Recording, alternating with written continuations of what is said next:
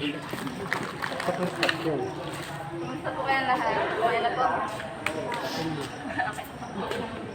Ayan, formal po tayo magsisimula. Magandang hapon po ulit sa inyo lahat.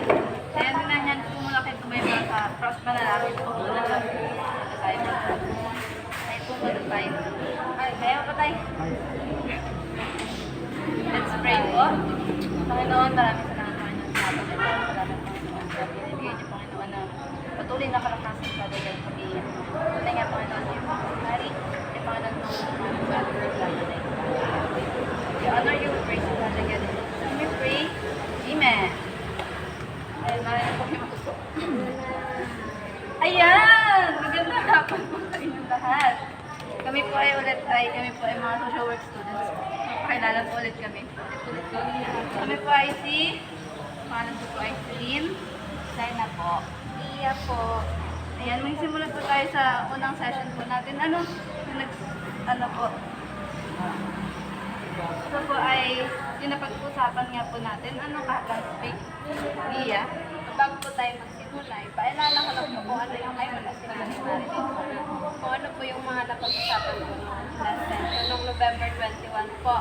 Ang una po natin ginawa noon ay nag-identify po tayo ng mga common problems niyo po, which is yung financial problem po. So, base po doon, ang naisip po natin gawin na skill building ay yung candle making po at incense making.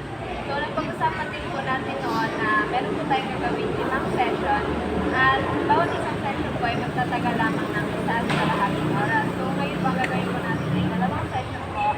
Session 1, session 2 bukas po ay dalawa ulit. Tapos isang weekly ay tayo. Yung pang napag-usapan noong nakaraan. Natandaan niyo na po yung mga napag-usapan natin. Ayun yung maglapit-lapit tayo ganun. Para mag-away kayo. Ay, bakit? Ayan, dahil po, wala si Nanay Marilyn nakaraan. Yun po, magkakaroon mo na tayo ng only pag-practice lang. Wala nakakilala po. May minigame po muna ako na magabanggit po ako ng mga dalawang choices po na kung ano po yung mas gusto niyo po or mas prefer niyo po sa buhay ba. Mga simple lang po yan. Tapos ang mangyayari po, tuturo niyo po sa dad. Wala dito po, tuturo niyo po sa kanya pag siya may sagot niyo. Punta naman po sa kanya kapag si Miss Gia po ang sagot na Miss Gia.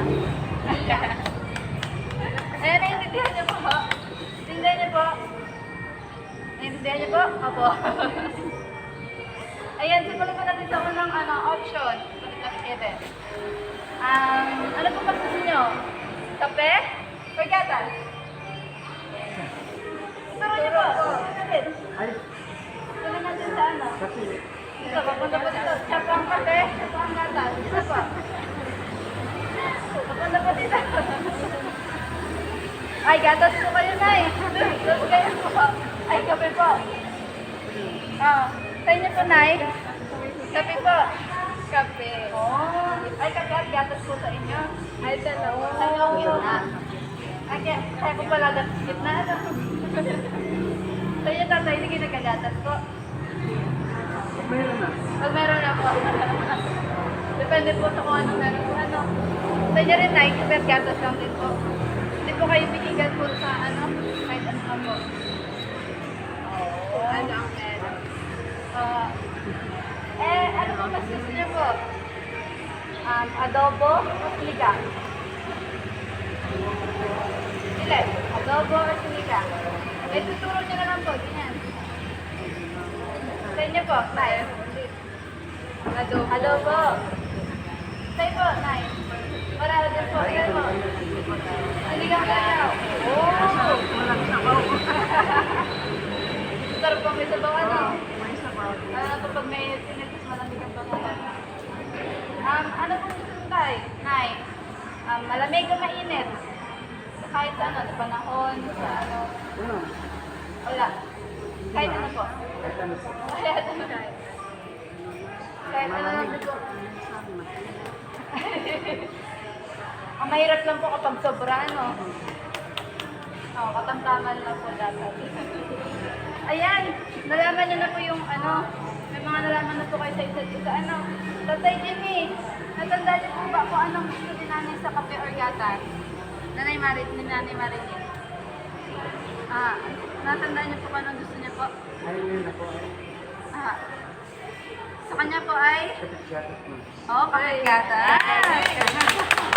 Ayan, Tatay Jimmy. Nanay Marilyn! Ano pong natandaan niyo po kay Nanay Laureta po? So gusto niya po, adobo or sinigang? Tayo po ano? Mas gusto niya din po ang sinigang dahil may ano po sa baw.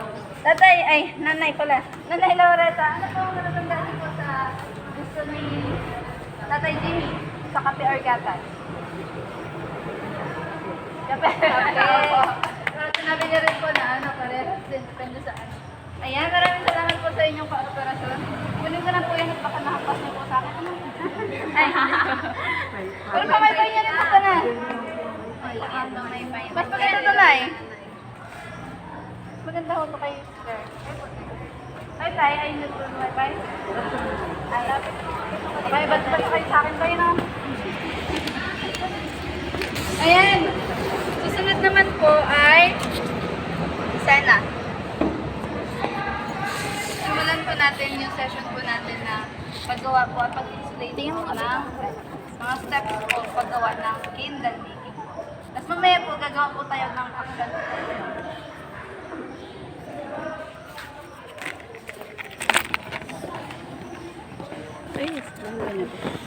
Hawakan ko na. Introduction to safety and guidelines.